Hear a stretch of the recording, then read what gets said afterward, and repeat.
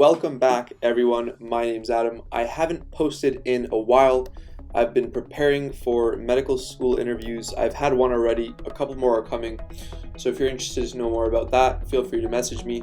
But today we're going to be talking about a stock that I have not covered in a while, and this is Solo or Electra Meccanica Vehicle Corporation. This stock over the past 5 years is at its lowest point basically ever. Its 52-week low is $2.11. 52-week high is $9.74. So you can see just the amount of volatility in a stock like this. I would say this is a very small cap. You could even say a penny stock, maybe anything under $1 billion or at least $500 million is considered a penny stock. This is an electric vehicle producer, but not just any electric vehicle producer. This is a three-wheeled car. We're going to be talking about the business prospects of Solo, what their flagship product is, and whether or not you should be investing in this company as it reaches its 52-week low. So welcome back. Solo is a three-wheeled car that is useful for a range of purposes. For example, last mile deliveries, or if you're commuting solo, which is their whole theme. Why need a 4-passenger car if you can just use the Solo? We're going to be talking about the pros and cons of this unique market and Solo especially, okay, and the goal that they have in capturing this market. So, I mean, even if you're looking at the past year, it's down by 67%. I believe I bought it around the $5 mark. So, I mean, I'm down by about 60% on this stock, and I'm just holding all my shares. I plan on holding them for quite some time just because I believe if they are successful, the amount of market share that they could capture is pretty significant. They're one of the only ones that have the three-wheeled car, which again has its advantages and disadvantages, which we're going to go through. But I believe that, I mean, over the long run, since they're one of the main players in the three-wheeled car market, they could capture a large share of that market because they're not competing with the likes of Tesla, with Lucid, with Toyota, which are already established large car makers. One other thing, so let's just go straight into the positive stuff first. These are the Motor Trend auto shows. These are like the 2022 trucks of the year that could potentially be ramping up in production, and Solo was actually featured in it. It's their Solo Oxygen concept. Of course, it's an electric vehicle, no less, but it actually has a pretty sleek design. The new convertible Solo O2, so it's a convertible, got a CS makeover to include an all-digital dash. The concept car features a removable Targa-style panel above the driver, and if the concept goes to production, it will also likely include a removable window that mounts inside the Targa bar, etc. So again, this is a pretty sleek-looking car, and a lot of people were like, okay, who the heck would drive these cars? But I mean, if this goes into production and potentially they start deliveries in 2023 of the Solo Oxygen or Solo O2, I mean, like I'd be considering driving this car, right? Like it doesn't look that bad. Of course, it has a competitive price point relative to something like a Tesla, which we're also going to go over. But I mean, like, you know, I'm kind of impressed by the look of this car.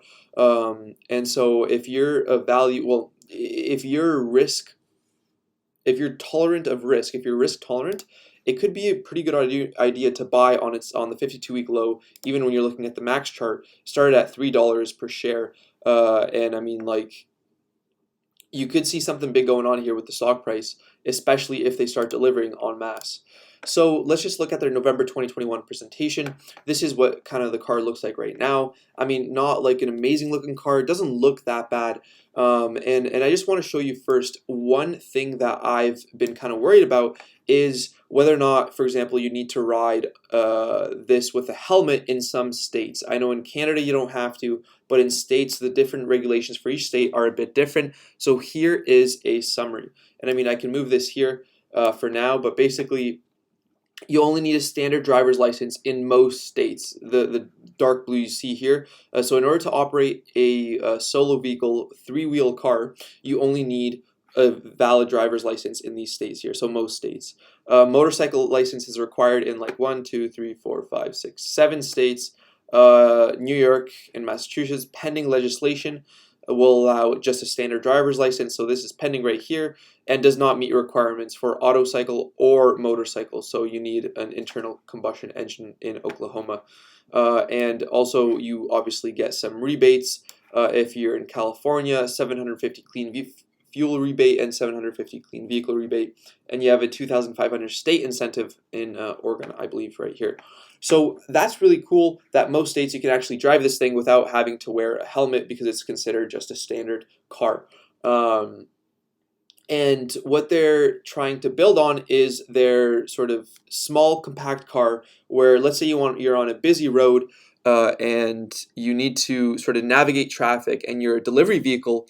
So when you're using a last mile delivery vehicle, you can kind of use a solo EV because it doesn't require that much space to park it and, I don't know, do your deliveries.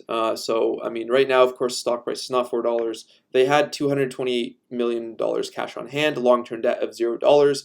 Which means as the interest rates rise, they're not going to be negatively affected by it because their long-term debt is zero, and they have quite a bit of cash on hand so far. So right now, like you can look at all these stats. So today, EVs account for 1.8% of the shared mobility fleets. So taxis, ride-hailing, and car sharing growing to 80% of the shared mobility fleet by 2040. Last mile delivery markets in North America and poised to grow by 44.9 billion. So again, this is just kind of the kind of market that they're trying to capture. It's for last mile deliveries. It's for when you're going to work just by yourself. It's for the environmentally conscious consumer, etc. So California continues to play an outsized role in growing the electric vehicle market, generating 50% of EV sales in the US in 2017. So these are the types of markets that they're trying to go for, sort of the up and coming, environmentally conscious markets. So, and they're also based out of in Vancouver, and they're trying to expand their footprint. So again, you can see what kind of unique market they're going for right here. And so fleets, shared mobility. So we have this thing here in Halifax where you can kind of rent a car that's not owned by you, but you can rent it for a very cheap amount per day. And kind of when you're done with the car, you leave it on the side of the road for someone else to drive. And you also have the solo drive for urban commuters. So this is the unique market in one picture right here. So solo fleet, cargo delivery, urban commuters. And again, they're all obviously trying to make their cars look better and perform better. So they have up to 100-mile range, 0 to 60 in 10 seconds, top speed of 80 miles per hour, etc. So I mean, not very like super impressive, but that's sort of not what they're going for. And hopefully with multiple iterations and improving technology on their side and employing these top trained engineers, they can hopefully improve their range. I know that one car, I believe the Mercedes, is now up to 600-mile range. I know that the Tesla is 420 miles. The Lucid is about 520 miles. So yeah, and this talks about production and they talk about credits right here. So the total cost for a solo is about $37 US.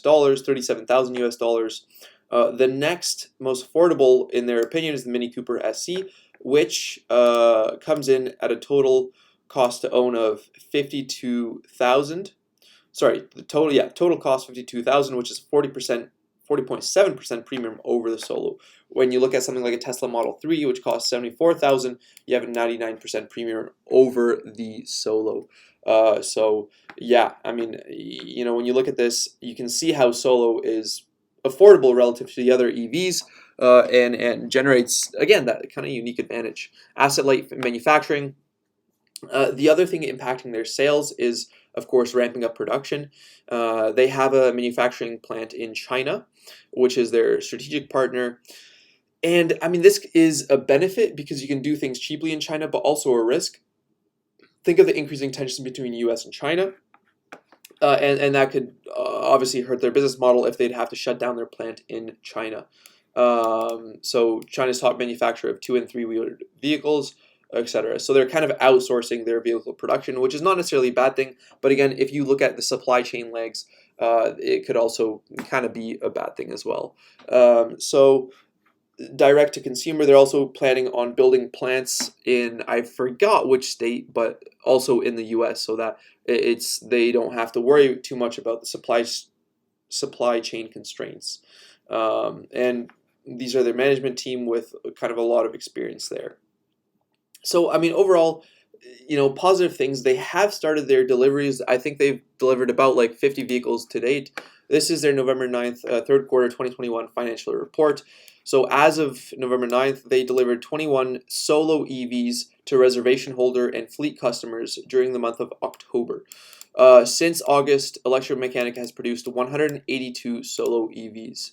So again, they're going to need to start ramping up production quite quickly to sort of try to capture the market and meet this demand. But I mean, at least they're starting. Okay, they've been saying they're going to actually deliver these vehicles, and at least they've started. And this was the third quarter of 2021. So signed. They hold some sort of conference. They signed a strategic agreement with Robert Bosch, a leading global mobility solutions and industrial technology firm, to establish a pilot service network of the independent automobile repair shops, etc. So if you want to take in your solo EV car because it has some battery problems, I think they're signing an agreement with Bosch to sort of help support that.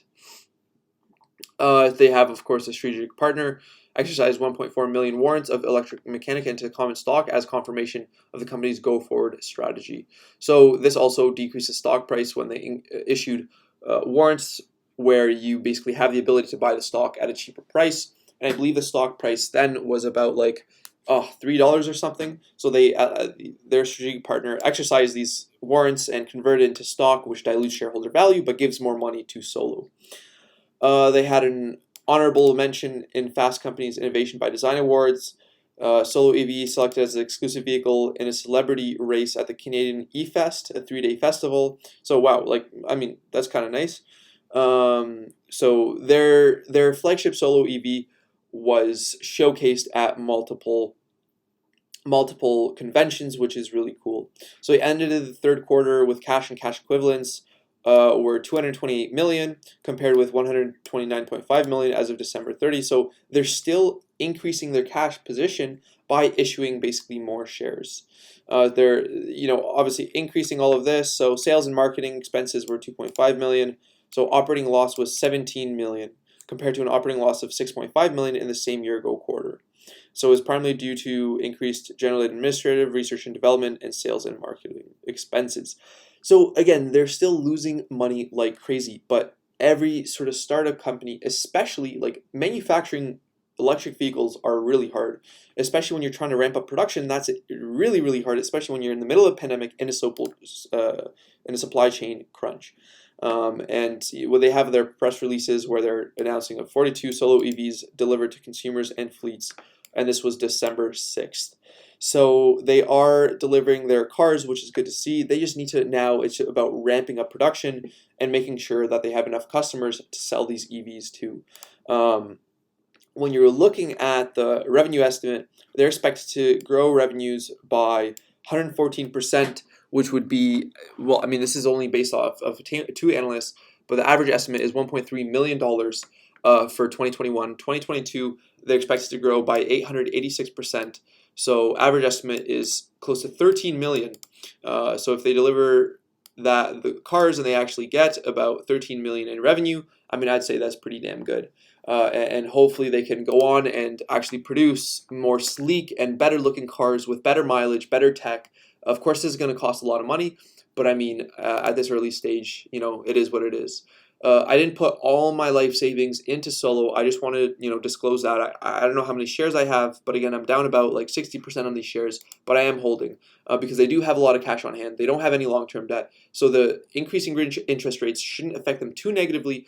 I mean, it might even benefit them in that less people will be able to afford these Teslas, these Lucids, and will go more towards the more affordable option, which will be the Solos.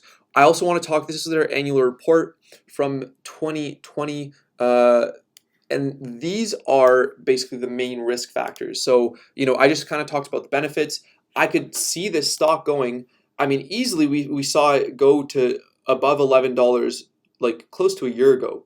So I could see this stock easily being propelled to $5, $6, $8. if I had to see if everything went right and my way, I'd say end of year 2022, we should see the stock being maybe $8.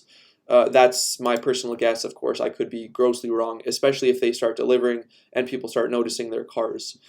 Generally, there's kind of a lull before a rush of institutional and retail traders start investing in a stock.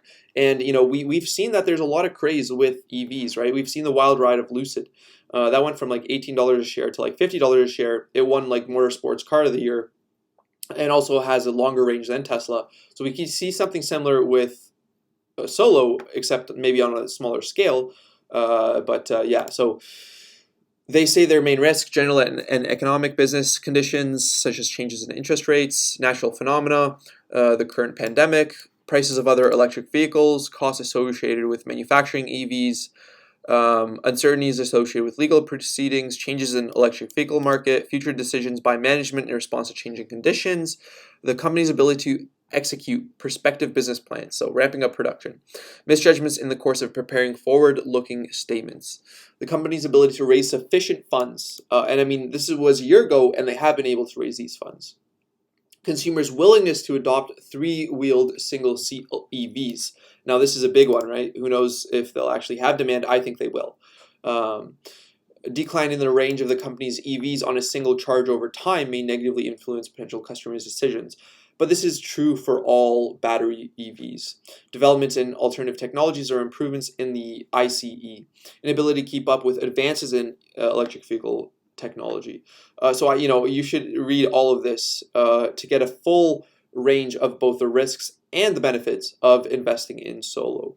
And it just goes on and on and on. So make sure you read this carefully. But overall, I'd say Solo is a buy at these levels. I think it's a bargain steal. I mean, sure, it still is risky. They could run out of all their cash and go bankrupt. But the upside is, I mean, from $2 to $8 or to $10, and if they continually expand in the future, especially with the government incentives, I could see the stock going to potentially being a couple billion in market cap. Of course, they're not going to capture a huge chunk of the market because it is a very unique three-wheeled product, but I think they can capture some. And I think it's been beaten down unnecessarily, and I give it a final price target of $8 by the end of the year, with, of course, a huge downside risk as well if they don't execute properly. So that's just my opinion. Let me know what you think down below in the comments. I'd appreciate if you subscribe to the channel and check out all the links in the description below. Yeah, cheers. Let me know what you think. Love you all, and peace.